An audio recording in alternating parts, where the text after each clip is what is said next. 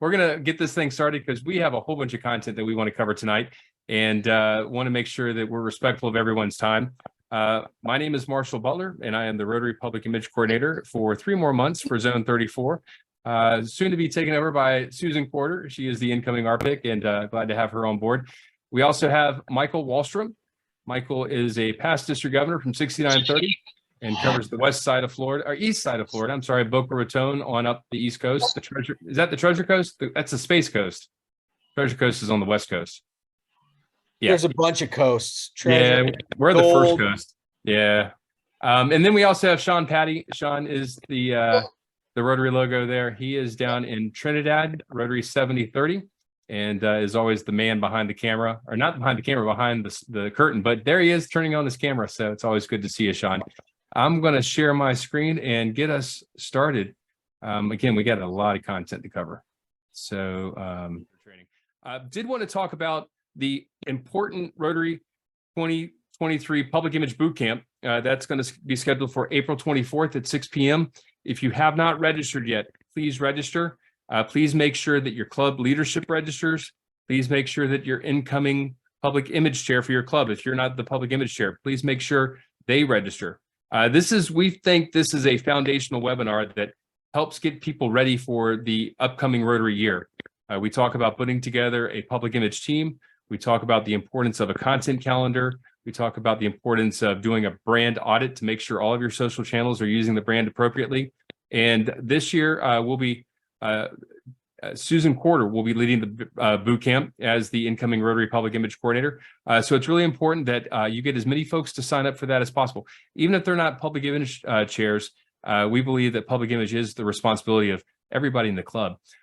This year, it's a little bit special here in Zone 34, though. Membership and foundation teams, imitation is the highest form of flattery, and they have developed their own boot camps. And so the membership team will be putting on a boot camp on May 1st. And then the foundation team will be doing the same thing about a week and a half later on May the 11th. And so you can go to rotaryshares.org/zone34 bootcamps. And Sean, if you could drop that into the chat for everybody, you can register for 1, you can register for 2, you can register for all 3 if you like. I think there's going to be some really great content. And these boot camps, the purpose of these boot camps is to get folks ready for the upcoming Rotary year. And plus, we're going to be kind of kicking off some of the things that we're going to be doing at the District Leadership Training Seminar here in Jacksonville, Florida in late June, for those of you that are going to be coming and visiting with us in Jacksonville. Tonight, you will be able to download the deck. There's the link at the bottom and a QR code if you want to go ahead and download it. We also actually copied this over to the public CANVA group that we have shared with everyone. So the deck is already there, and we are recording this. So if you have friends that couldn't make it tonight, we'll be sending out an email tomorrow with the recording and with a link to the slides. Just wanted to make sure everyone know that you will have access to the slides. So don't worry about taking lots of notes. We're going to make sure you have everything after the webinar is over. For those of you in Zone 34, the finish line is near. I know you all have done an amazing job with the tasks throughout the year in support of the Zone 34 Public Image Citation. And the last task has been published up on elevaterotary.org. And that is simply, we just want to know who is your incoming president, who is your incoming public image chair, and who's your incoming secretary. Why? Because we want to make sure we invite them to the boot camp. Again, we know it's important that folks attend and participate and learn how they can support their club's public image by learning some of the strategies and the tasks and the techniques that we teach in the boot camp. So make sure you fill out that citation task for. This is the last one. We're going to be sending out the citations, I think, late April, because we know a number of you have district conferences in May. So the deadline for that is going to be April 15th to get all that information in. So a lot of you are on track for the platinum citation. And so I want to make sure you wrap it up and submit that information. So head over to elevaterotary.org and get that info in. With that, I'm now going to hand it off to Sean Patty. And Sean is going to talk, we're going to kick off this session. We're going to talk about, there's been a lot of question about what's the difference between a profile, a group, in a page, especially on Facebook. And as many of you know, we've just gone through an exercise to kind of reorganize some of our Zone 34 online social media assets. And Sean was kind of the driving force behind that. So I'm going to hand it off to Sean to talk to you about social media channels and what type of channel is right for your club. So Sean, take it away. Thanks, Marshall. Okay, guys, so we're going to kind of just go over really quickly, some of the basic questions we've been getting a lot over the course of the year with regards to social media and what's right for your club. There's so many options out there these days, and a lot of clubs, may not be 100% certain which is the right one for my club, what's going to give me, the best bang for my buck, so to speak. So this is really just a kind of very quick way to help you guys figure out of everything that's available, what you really should have, what you should really be putting most of your efforts into versus, optional items that you could also invest some time and effort into. So here are the big four, right? And this is pretty much what most clubs and most members and most people know about. Facebook, Instagram, Twitter, and LinkedIn. Obviously, there are other social media channels. We're not going to go through all of them. Things like YouTube and Vimeo, and other image and video sharing applications. Those are great. If you have those, perfect. I mean, particularly something like Vimeo or YouTube, where you can upload and store and archive and share great club content. Those are usually, the best place to put things like videos and share them from there, because you can not just share them from that specific channel, you can also share them in other social media channels like Facebook, Instagram, Twitter, and LinkedIn. So we're just going to really touch on these four, but also keep in mind that there are many others out there that your club can tap into as well. So I'm going to look at these three first, and then I'm going to touch on what Marshall mentioned before, which is Facebook, because that's kind of the big one. With regards to Instagram, Twitter, and LinkedIn, this is just kind of a summary table that I put together with a few little hints towards how you should consider each of them. I'm not going to read through everything, but suffice it to say, every club should, and I emphasize the word should, be looking at Instagram and an Instagram account for itself, for two reasons. The main one is that Instagram is pretty much the second most, or at least in the top three most popular social media platforms. What's great about it now is that because more or less it is totally tied to Facebook, management of an Instagram account is a lot easier now than it ever has been, because you can manage everything Facebook and Instagram all in one kind of application, which is Facebook's Meta Business Suite. We did a webinar on the Meta Business Suite, or AKA Facebook Business Manager, back in January. So for those who didn't see it or aren't familiar with it, you can go back to January's webinar recording and take a look at it. But it makes life a lot easier, because you can post to both, you can schedule things, you can do a lot and make things more efficient. With regards to Instagram and Twitter, especially too, things like hashtags, which we're going to talk about a little later down the road, are key. You need to really emphasize the use of hashtags. And not to get into it a lot, but consistency is key when it comes to hashtags. For Instagram in particular too, tagging, which a lot of people confuse with hashtags, is important. Tagging means just like you would tag somebody in a picture with so that their name comes up on it. That's what tagging is, right? And it's not just individuals you can tag. You can tag any type of account. You can tag an organization, you can tag a business, you can tag an event. The more you tag, the more exposure and the more reach your post will get. So whether it's in Instagram, whether it's in Twitter, whether it's in Facebook, tagging is a great way to expand your reach of your post without necessarily having to pay for things like boosts and advertising and whatnot. With regards to Twitter, Twitter is something that I would, and this is my opinion, I would consider optional for clubs. And here's the reason why. Twitter's been kind of a bit on the decline in terms of popularity and whatnot, but it's still, you know, it's got a lot of people on it. The question really you should be asking yourself is your audience on it, right? Are the people that you really want to get the word out to using Twitter? If they are, definitely set up a Twitter account if you don't already have one. Push content out on it. What's really good right now is that if you have an Instagram account, you can automatically push a post from Instagram to Twitter. So again, it's all about being efficient, right? We don't want people ending up having to write and produce content for 3-4 different platforms. There's a way you can kind of do it where it's just, you know, you do it once and you, with a couple clicks, it gets out into 3 or 4 different mediums. Social media managers is always something that comes up, whether people should use them or not.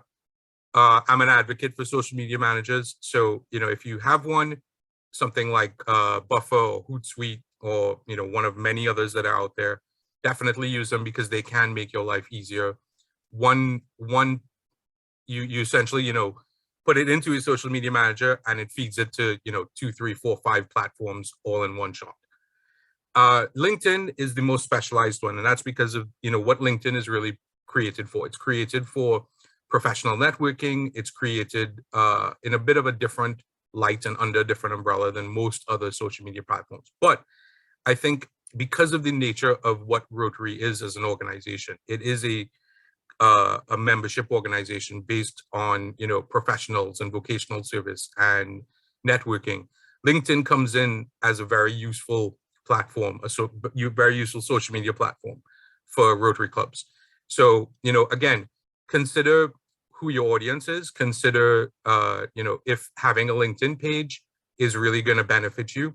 Because at the end of the day, this is all about, again, best bang for your buck. We don't necessarily want to be saying, hey, have as many social media accounts as possible. And, you know, you just kind of lose track of everything, or that, you know, you don't get as much return from things as you would like. So the last thing I'm going to kind of mention, and I did this in 3 quick slides, right, is a lot of people, and we see it a lot of times with clubs. Some clubs have, you know, a profile page. Some clubs have a profile account. Some clubs have a page. Some clubs have a group. Sometimes people don't really know what the difference is or when they should use which feature in Facebook. The idea really here is that a profile should not be used by a club. A profile really is for an individual. Clubs should be using pages more than anything else. A page is meant for a business. A page is meant for an organization. A page is meant for you to feed information out to an audience. And people will like or follow your page, and they will get updates every time you post something to that page. Last but not least, a group. A group is really meant to be more for specialized interests. So there are some clubs that have their only presence on Facebook is as a group. Some of them are private groups, some of them are public groups. You're not getting as much exposure through a group as you would through a page. So your page can have a group that has a special topic or a special theme that your club wants to focus on, and that's great. But you know, in most cases, again, pages are really what we want to push. These other 2 slides here, which I'm not going to go through, I'm just included them because it's certainly in the deck, so you can reference it. Kind of goes through again the differences between all 3 different types of Facebook options. And again, the last thing I'll leave you with is that a page is what every club should have. And the fact is, every club should have a Facebook page. That's if we had to pick a mandatory one, I think that would be the mandatory one. Last but not least, as Marshall mentioned, the zones 33 and 34 have revamped most of their social media platforms. If you haven't liked them, joined them, followed them, please do. We have a Facebook page, specialized Facebook groups, a Twitter account, and an Instagram account. That's it for me. Thank you. And a LinkedIn account too. You and a LinkedIn account. Although we haven't officially launched the LinkedIn account, we're still testing it a bit, but it should be launched within the next week or 2. Okay, well, thank you, Sean. And just to give a little bit of background on the reason why zones 33 and 34 did this reorganization is before we were a Facebook group. Zones 33 and 34 was it was kind of the Wild West. We would admit people in, and people could just post left and right. And it was a little bit noisy in there sometimes. Everyone was it was great stuff, but it was just kind of hard getting the zone message out to everyone. And so with this revamp, really we have the Zone 3334 Facebook page now, which is the official voice of the zone. Jeremy Hurst uses that to share information. We use that to share very specific information that's happening at the zone level. And then we do have those specific Facebook groups that are underneath that page. So we have one for the public image team. We have one for the membership team. We have one for the foundation team. We also have some others around our Feed 10 Million project and the Empowering Girls Initiative. Plus, I think there's one for the Polio Plus program. So that way, those folks, those affinity groups can kind of talk amongst themselves and really collaborate and share information without getting too noisy in that centralized Facebook page. And so I think the strategy, it was pretty well thought out, and hopefully it'll provide a lot of value when folks are going to look for very specific information. Plus, give Director Jeremy Hurst that avenue to really communicate without getting lost in the noise or losing their voice like me. Let's move. I'll just add as well, Marshall, Yeah. we also have events under that page. And so That's if you're right. looking for a specific Zone 33 or 34 event, you can find it through the Facebook page. That's right. So you'll always find the Zone 34 webinar series up there. Zone 33 also has some master classes and some things that they do, and those will be published as events, as well as other events around the zone, like the zone seminars and the zone summits and stuff like that. So yeah, a great resource. And again, thank you, Sean, for leading that initiative and really putting some structure around that. I did want to talk a bit. Sean mentioned hashtags and wanted to talk a bit about hashtags. I have always been a big fan of hashtags. It's a great way to find information, to kind of discover information. And I'll never forget one time someone said, that's just where you put a bunch of words together without spaces and put a pound sign in front of them, right? And I said, well, that truly is what a hashtag is. And then I remember one time I was governor, and I told President John Durham, I said, I really want to teach people how to use hashtags. And President John looked at me and said, well, it's a hashtag. And only the way that President John Durham could do that. But hopefully we're going to continue to run up this hill and teach people what a hashtag is. Hashtags. Why hashtags? Well, they really can increase visibility in the reach of posts, as well as help users discover content related to their interests. When we pick out hashtags for our social posts, you can use very specific hashtags. We can use hashtag Rotary.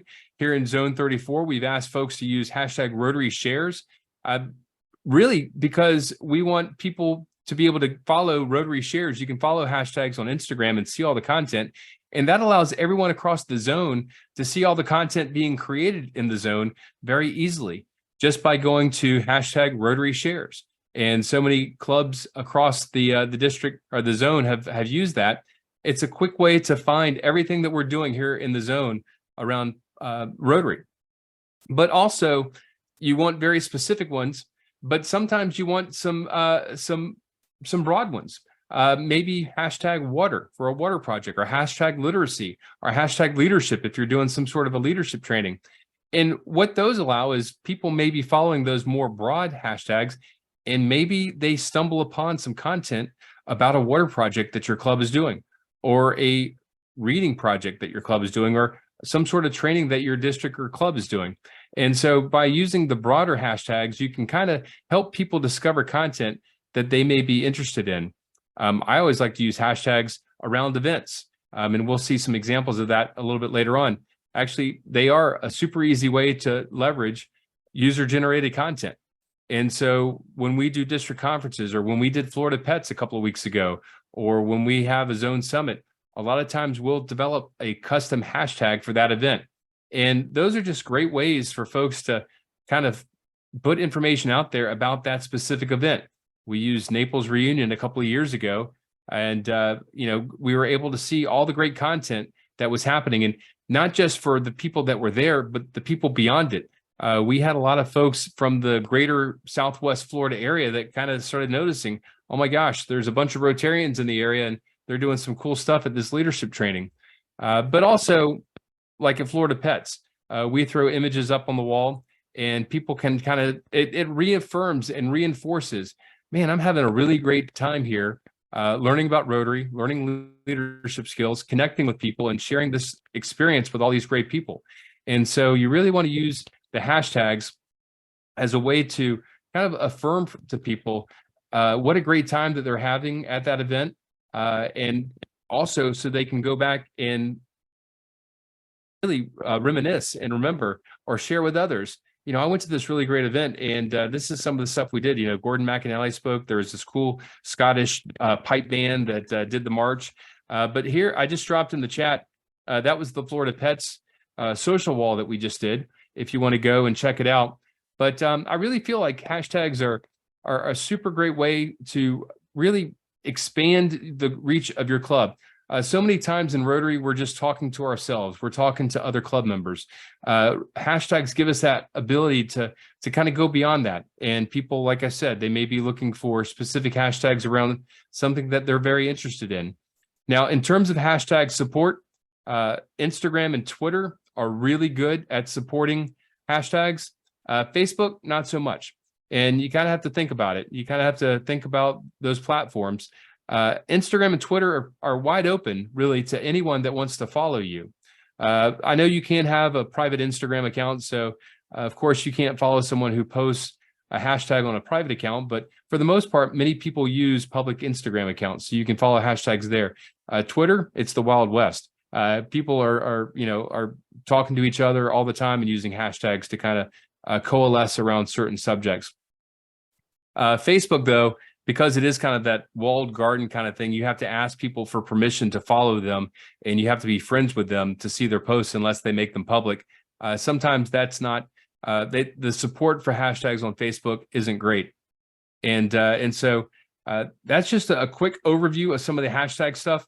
Again, if you ever have questions about this, we have an entire webinar, an entire presentation that we can deliver for your club or your district if there is any interest around how to use hashtags to grow your public image and your reach.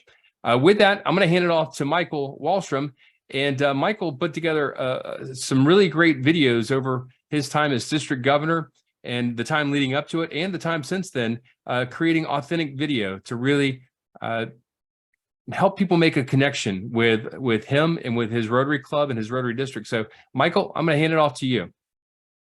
Thank you very much. Thank you. Yes. So Michael Wallstrom here, your Obsessed Zone 34 AR pick. And, I really want to start this off by saying I really didn't use social media much at all before I became district governor. I got on Facebook. Well, before I became club president, which was a little bit before I was district governor, but I really joined Facebook because I thought I needed to be on there to help promote my club. But I was not an expert in social media like Sean is, like Marshall and some of the other folks on the team. I was a begrudging participant in social media. But I think that I ended up having some real success with it. And that should, I hope, just basically demonstrate that anyone can do this if you follow my last bullet point, which is just practice, practice, practice. So I really focused on Facebook and Instagram. So during my time as district governor, I had a lot of different initiatives that I wanted to promote. And I used Instagram and I used Facebook to do that. So I used a district Facebook group, both a public and a private group, and I use an Instagram to do that. So I was posting short form video, and this was a trial and error. I really settled into this groove through trial and error. What was driving the most amount of response, right? So I found for myself that if I stayed short, 30 to 60 seconds tops, that's what really got people's attention.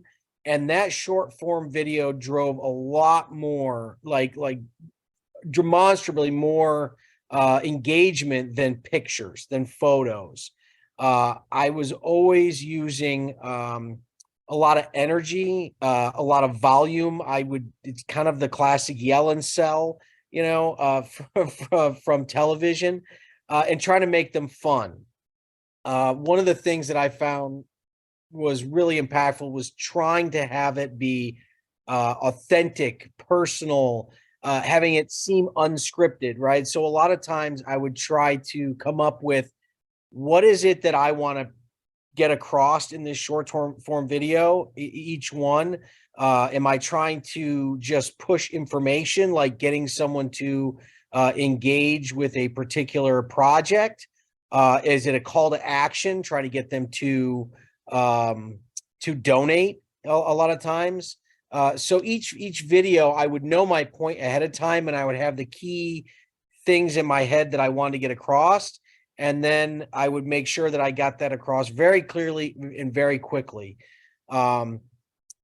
I developed, and you can kind of see, I mean, these are screenshots over here, but these are all of actual videos. And you can see in some of these, I do use some of the hashtags, although they're kind of cropped off in some of these. But each one of the little descriptions briefly describes what I'm talking about and what we're trying to get across. So I did in my district governor year, I did a big fundraiser for YPA, in which I walked the length of my district. It was 185 miles. So I was doing a lot of training leading up to that, and I would post 2 to 3 times a week during my training, talking about the walk and talking about what we were doing and why we were doing it and how much money we needed to raise. And anytime I visited a club, I would post that I was at the club and if they gave money to the walk, right? So it's just reinforcing the idea that what is this thing that we're doing? When is it happening? Who's supposed to be participating? What do we need? And acknowledging any club that actually gave money. And it really started to snowball. And I started to build a brand to this, right? So I used to post constantly. I called it the DG newsreel, updates from the road, right? Because I'm traveling around my district.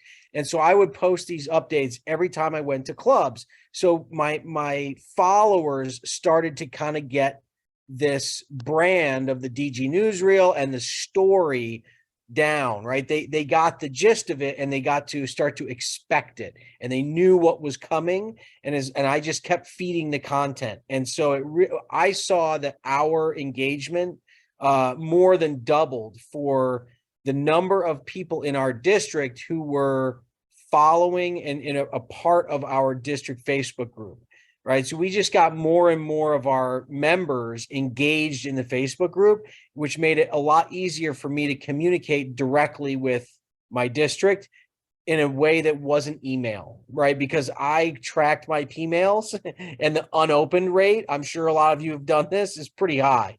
But this really got people engaged. I like to tag people and locations a lot in these videos. So anytime I was out and about, you can see there's like people behind me in a lot of these. So I would gather people in the shot with me and I would tag them because they're more likely to spread that to their friend groups and associations, right? And it spreads virally by including these people and including the locations. You know, some of these, I was on an India NID, I was in India, or if I was in Guatemala on a trip, you know, I'm tagging the locations. And then consistency and repetition. I don't know if you guys have ever heard of the rule of 7, but basically it takes 7 impressions for someone to take action on something, whether they're getting an email, right? Whether they're seeing it on Facebook, or in this case, I would be sending emails and doing Instagram and doing Facebook. But, you know, Marshall, in promoting these webinars, it's probably 7 emails that you see before you finally sign up for the webinar, because that's what has been determined by mass amounts of statistical data, that's how many times someone has to see something before they go, oh, fine, I'll click on it, right? I'll go there. I'll see what's going on. So for me, it was constant repetition. So 30 to 60 seconds, multiple times a week, trying to make it fun, trying to make it entertaining, and driving my point home constantly. And then really the thing at the bottom, practice. So early on, my attempts were halting. They were They didn't work out very well, but I honed my technique, right? Again, like I said, I was not an expert in this medium at all. So I just had to see what worked. And eventually I settled on something that worked for me and something that I could see was driving the engagement. And then the other thing that I would do is I would I do a lot of the final effort that got posted, 30 to 60 seconds. I would do 3 or 4 different takes trying to get it so that it flowed well, so that there were funny elements to it, right? So that the banter between the people that were in it with me seemed natural. And then I would cut one and post it. I mean, those are kind of the basics, to what I just learned by trial and error. So I would say for you, just try to use some of these points, but just try to practice and pay really close attention to, are people engaging? Are they liking it? Are they responding to it? Are they sharing it? And if you're doing different things, just pay attention to what works best and then run with that. Absolutely. Those are some great tips, Michael. Really good stuff. And again, I mean, being authentic, being in the moment, including people, it's so important. And I love tagging. I mean, like Wits Frozen Custard of Boca Raton. If anyone goes to the Wits Facebook page now, they're going to see you talking about Rotary Leadership Institute. So it's almost like it's those ripples, that unintended consequences sometimes of tagging. If someone were to stumble upon Wits and say, what the heck is Rotary Leadership Institute? Those are the kinds of ways that we can reach people without talking to ourselves. So tagging is important, being authentic, and yeah, and I would say really the other thing too is I would really stress staying short. People cannot digest that much information. They don't want to. So 30 to 60 seconds, you're making 2 to 3 points tops, and repeat them over and over throughout that, because no one can absorb that much information, and they're not going to read it. So you have to say it over again, and then repeat it a third time in 30 seconds, and then be done. If you drone on, you've lost them. Because remember, people are scrolling, right? They're scrolling. So you got their attention for a couple of seconds. You have to grab them at the beginning so that they stay for 30 seconds. But if you're droning on past what they can handle, they're on to the next cat video and you're gone. That's right. Cats riding Roombas. But in the first 5 seconds, you got to put that hook in them. And then I love the point to always have some sort of a call to action, some natural progression that you want them to take, whether it's finding out more about the YPA initiative, or maybe visiting a website, or just have some natural next step for them to take, so that there's a way for them to learn more about what we're doing. So those are great points. Thank you so much, Michael. All right. Well, quick poll. I'm going to ask everybody in the room here. I know there's a lot of folks that do. Who uses CANVA? And I know there's going to be a lot of hands being raised. And I know there's a lot of people that want to learn more about CANVA. And that this team is so, we use CANVA constantly. We are in CANVA every single day. And I don't know if any of you saw, I know Sean posted it up on the Zones 3334 Facebook page last week. They had some pretty big announcements last week. They had some revolutionary new updates to the platform that are just amazing. It was already just form before, but they have just upped the game again. And I know, to get a lot of these features, you have to get the pro version. It's $10 a month. That's $120 per year to really have some tools that can go a long, long way in helping your club with the public image. Now, if your club has a foundation, they do have a 501c3 application that you can go through and get a free account for up to 10 users. But even if you don't, it is a small investment to make your club's public image really sing. And so we're gonna really dive into that. So I see someone says they don't use it, and that's why they're here. I can tell you, we do have a couple of webinars, and we actually have our CANVA Jedi Master, Kelsey Mitchell. She's on the call tonight. She's done a couple of CANVA webinars for us. We'll put the post or the link in our chat where you can go back and watch some of the past webinars on CANVA. and learn a lot of the tools, a lot of the techniques. They have all of the pre-built dimensions for Facebook and Twitter and Instagram posts, whether it's a post or a reel and stuff like that. You don't have to think about it. You just go to Canva and say, I want to make a Facebook post. This presentation tonight, this is all in Canva. One screen we have what you're seeing, one screen I have the presenter view, and actually Sean was advancing slides in Trinidad on my computer using Canva in the presentation mode. It's really amazing. So let's go ahead and click through. One of the first things, and it is so funny, before Canva announced this, the week before, I was telling a colleague at the office, you know, I really wish Canva would put in place layers. And a week later at their event, they're there. It's amazing. So this is in the Canva app here. You're going to see at the top, a lot of you have seen the position in the past. They've actually created a sidebar in Canva now, where when you click position, you can now see a sidebar menu for arranging. So you can move layers forwards, backwards. You can align elements. So those Facebook and Instagram pieces, you click both of them and you hit align to the top or the center, and Canva automatically does it super quick. One of the things that I like in this new update, though, is you always had to kind of click a corner of one of the images and kind of drag, and there was a little box that would tell you how big it was, you know, 80 by 120, and it would slowly get bigger as you would drag it. But it was always hard to get that granular control. I wanted a box that was exactly 1316 by 2 by 1316 2 pixels. Well, now over here in the left, you can see that you can actually add in the height and the width of that image and what you want it to be. And with that little lock, if you want the aspect ratio to stay locked in, you can click the lock and it'll stay the same. The X and the Y axis, being able to line things up using the X and Y axis, as well as rotating down to a granular level, is amazing. And this was all added in the most recent update.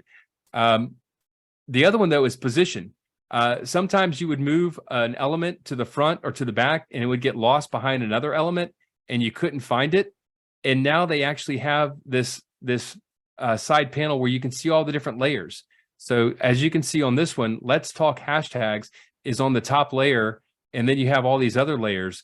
And if I wanted to move a background, I could just slide it up and down that, depending on where I wanted it in my image. So being able to add layers is super powerful, and you don't have to kind of click around and try to hope and find that you can click that Facebook icon now. You can absolutely come over here to the left panel, this panel, click the Facebook icon and move it where you want it. You can also, there's a lock icon on all those things. So if you have something right where you want it, you just click the lock on the layer and it's not going to move again. So that was a super powerful one that they just added that I was looking for, and I guess they read my mind. It's kind of scary. But anyway, another really cool tool is in the edit photo menu. Now they have these magic tools.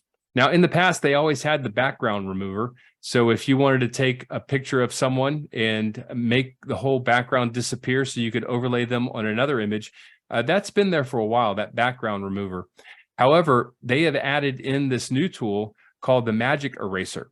And so say you have an image that maybe it's you're at the beach and you're taking a photo and there's some people behind you that you would rather they not be in the photo. Maybe it's some photo bombers. Now you can take this little icon, scrub it over them, and it actually removes those people from the photo. It was really cool. They had another picture of a beach with some palm trees, and you just swipe the palm tree and that palm tree is gone. And then finally, that third one there is Magic Edit. And Magic Edit was really crazy. You can see, if you kind of squint, you can see a person holding a daisy, and then they kind of highlight the daisy with the Magic Edit. And then they typed in it, replace daisy with red flower. And it replaced it with a red flower using some of the new AI generating algorithms. I mean, absolutely amazing stuff with those magic tools that you can do now in Canva. And if you want, you can go back and watch the live demo of all these that they did. It was really pretty amazing. One of the other things that we like to do here on the Zone 34 team is we create a lot of designs, and it was always kind of it was quite a process for us to get these designs out of our account over to the Zone 34 team that we put together for all of you to join. And it was always kind of hard for us to share these designs. Well, now it's super easy. All we have to do is go to one of our designs and say copy to another team, and we can share some of the stuff that we do with all of you. Now, if we share something from our account and you don't have a pro account, and we used maybe some of the photos from the photo gallery that were pro elements, you'll see that Canva watermark on it. You can always delete those photos that have the Canva watermark on them if you don't have a pro account and replace it with your own. Or if you have a pro account, you should see it just as it should be without the Canva watermark. So if you work with multiple teams, this was actually kind of revolutionary to be able to quickly share images between different teams, something that was always very difficult to do. So hopefully the Zone 34 team going forward will be able to share even more templates and examples with everybody out in the zone. Now, when you go to Canva, they've got this bar right here. This is a lot of the announcements that they made last week, and you'll want to check this out. There's at the far left, you can see watch the event, and they have it where now you can highlight words. So at the bottom of this slide, explore the magic of AI. I can click that and tell it that I want to translate that to Korean, and it will translate it to Korean. So this is going to be powerful, I know, for incoming RPIC Susan, because it was always hard for us a lot of times to create alternative versions of our slide decks for our friends down in 7020, 7000, and 7030 that may speak Dutch or French or Spanish as their native tongue. And so now we're going to be able to make copies of our decks that can quickly be translated into multiple languages. One of the other really great tools is just absolutely amazing is the, let me make sure I'm not getting too far ahead, is now you'll see in the bottom right-hand corner of your page, this little like sparkle icon. And that's the magic, I don't know, magic genie perhaps. And you click that and it kind of gives you some of the options for some of these magic tools. Now look on the far left of this image and you see text to image. I went to images and I typed, I wanted a digital image of a volunteer administering a vaccine to a child. And it generated those images for me automatically. You can also, it has this option to do magic right now, which is some of the stuff that I alluded to earlier using things like the ChatGPT AI engine. So we said, hey, Canva, write 3 bullets for us on the new tools in Canva. And so we wrote that on our slide, and then we selected rewrite in the magic toolbar. And this was the result that Canva came back with. All I did was type, write 3 bullets on the new AI tools in Canva. And this is what it came back with. Canva now offers AI-powered background removal for images. The platform's new AI algorithms suggest font pairing options for users. Canva's AI design tool can now generate color palettes based on uploaded images. And I know you're all saying, well, of course, of course, Canva is going to have the ability to write 3 bullets about itself pretty easily. Big deal. It's Canva. This is their own tool. Well, I then asked Canva to write 3 bullets about the Rotary Foundation. That's all I said. Write 3 bullets about the Rotary Foundation. Now, if any of you are like me, sometimes you stare at a blank sheet of paper and it's really hard to get started thinking about, all right, I need to write about the Rotary Foundation. I don't know where to start. And it can be overwhelming until you kind of start, you get that start. Well, here's the slide here's the text that Canva came back with when I asked it for 3 bullets on the Rotary Foundation. It said, the Rotary Foundation is a nonprofit organization that supports global development through humanitarian and educational projects. We're funded by members and donors. We provide grants to Rotary clubs to carry out projects that align with those goals.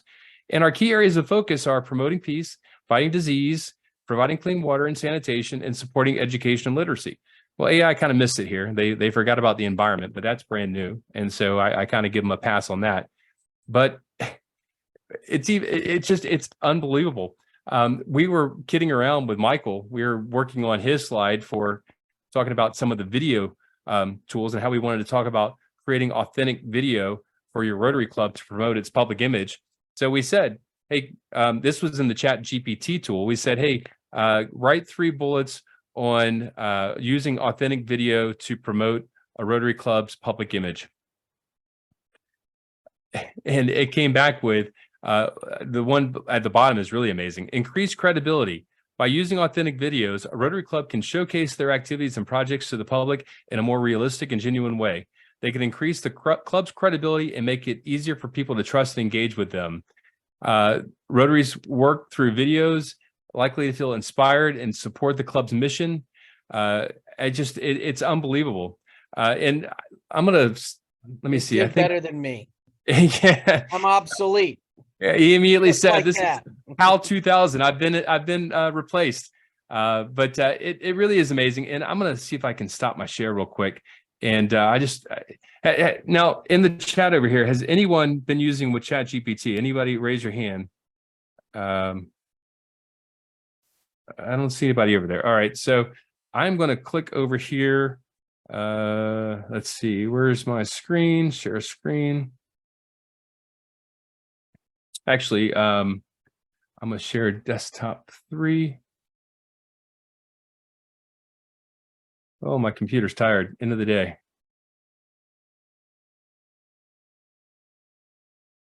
And share. All right. And then we're going to drag our chat GPT.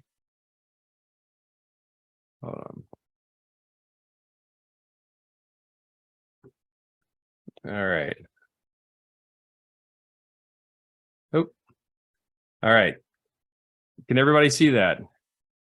Okay. So this is the chat GPT, and you can create a free account, and Microsoft has actually baked it into Bing now. It's pretty amazing. So write 3 bullet or write okay, here. This is what we did tonight actually. Write an outline for a webinar to explain how Rotary clubs can use social media to extend their public image. Now watch this. Here we go. May take a minute or two. It's thinking. Here it goes. Skynet's getting warmed up here. There it goes. The basics of social media, the advantages, disadvantages, creating a strategy, selecting your platforms, creating a content plan, best practices, tips for compelling content, engaging with the community, responding to comments and feedback.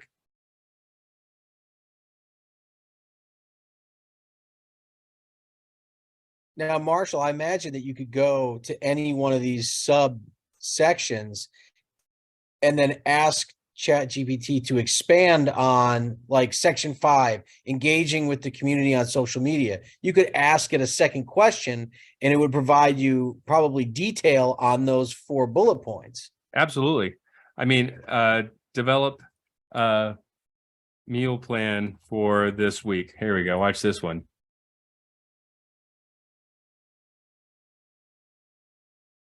All right, here's my breakfast, my lunch.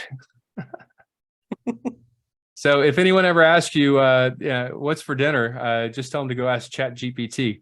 It's really, now this is funny. There was a South Park cartoon recently where one of the characters used ChatGPT to respond to his girlfriend in text because he didn't want to talk to her. And today in my office, my intern actually used ChatGPT to respond to his girlfriend's text messages because he didn't want to bother responding to her.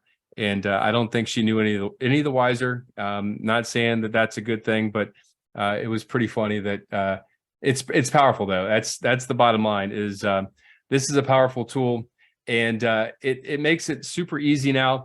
You know, next month, Susan Corder is going to talk about the Public Image Bootcamp and how it takes a team and, you know, the ways that we can organize our teams to create the content and create the content plan and to publish and to make sure that we're consistent and all that kind of stuff.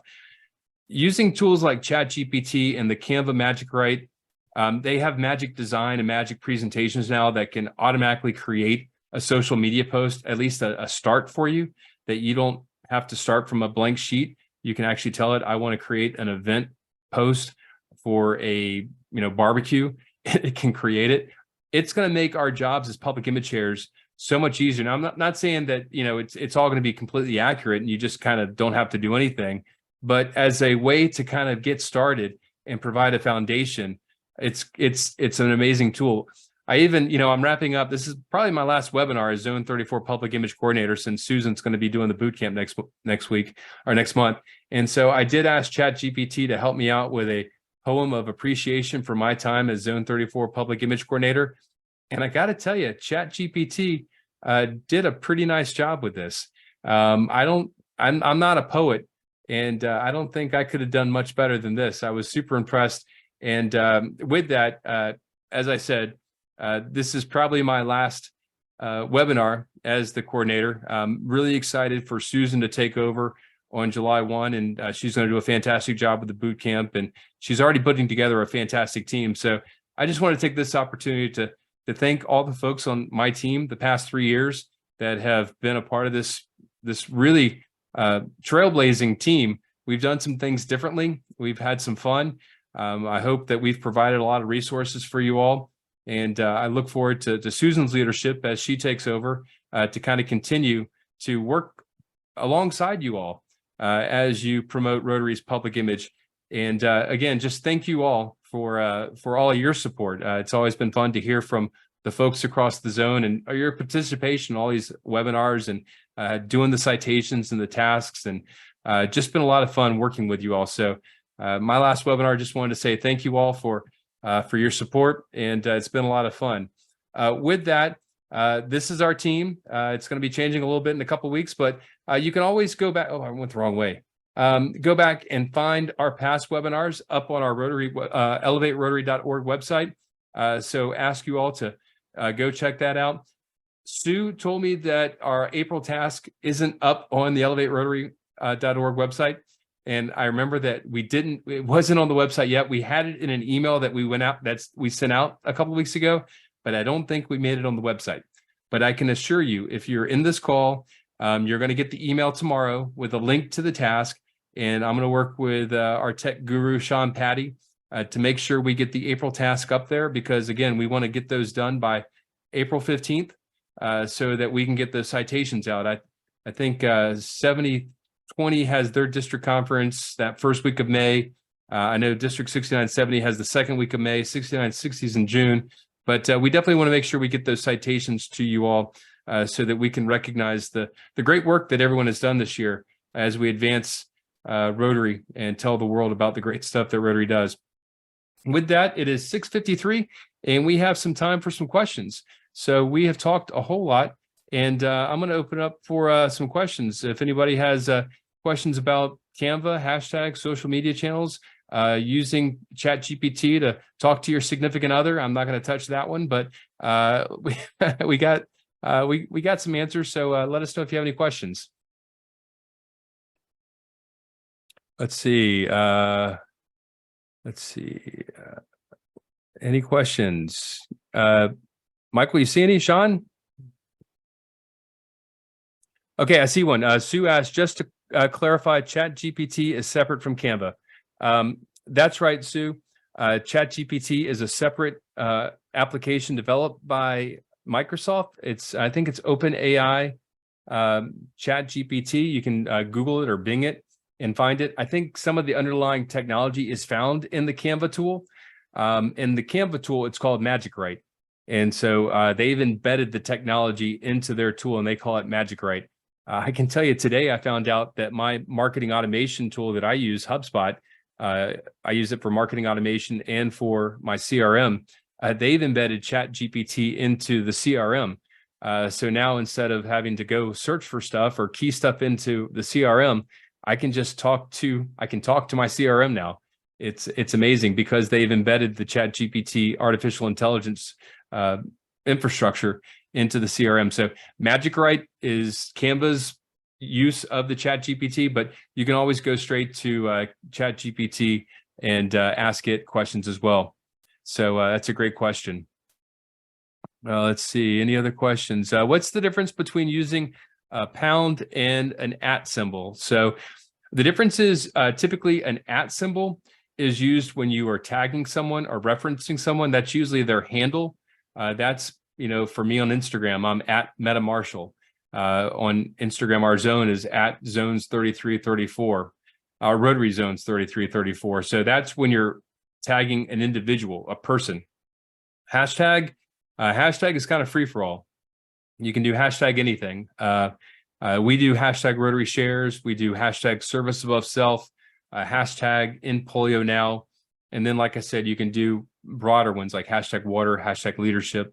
So hashtag is just a way of organizing content around specific topics and being able to explore and find other information about it.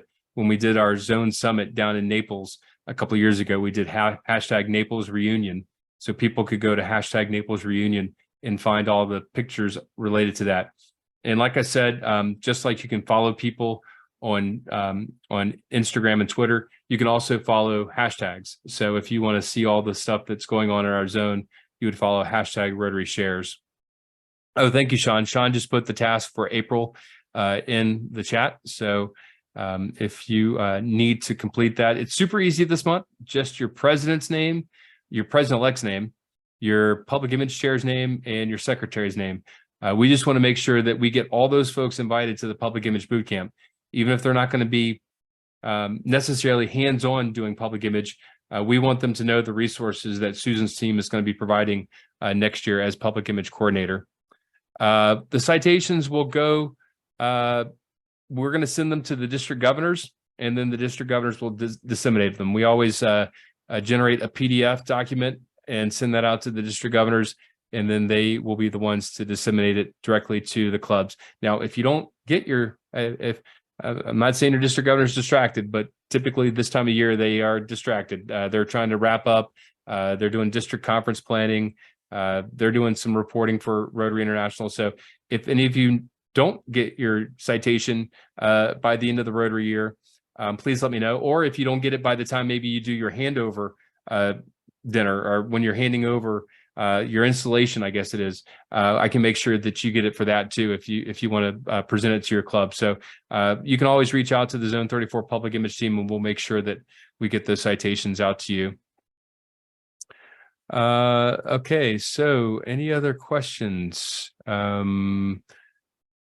Who's coming to the Rotary International Convention? Raise your hand if you're going to Melbourne. I am not. I'm lowering my hand. My daughter's graduating from college, so I'm getting her off the payroll. I got to find her at JOB, but I can't make it to Melbourne because I got a college graduate. I see a couple. Awesome. Well, cool. Marshall, just ask Chat GPT. How do I get my daughter a job? Exactly. Oh my gosh. Chat GPT, how do I get my daughter to clean her room? How's that? We'll start baby steps first. Anyway, it is 6:59 p.m. Never off the payroll. Trust me, I get that. I'd say I work to support my daughter's lifestyles. It's 6:59 p.m. Again, it's been a pleasure being with you all tonight, and look forward to seeing you guys out in the Rotary world in the coming year. So take care, everyone. Good to see you all. Good night, everyone.